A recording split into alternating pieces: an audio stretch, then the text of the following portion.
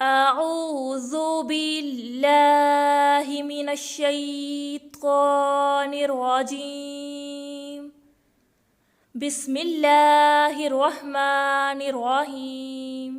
السلام علیکم ورحمۃ اللہ وبرکاتہ۔ آج کی ویڈیو میں آپ سے شیئر کروں گی آسمانی بجلی کڑکنے کے وقت پڑھنے کی دعا۔ تو جب بھی بادل گرجیں، آسمانی بجلی کڑکے،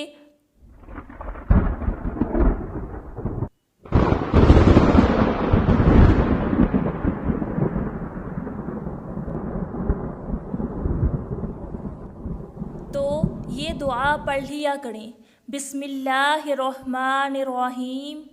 اللہم لا تقتلنا بغضبک ولا تہلکنا بعذابک وعافنا قبل ذالک۔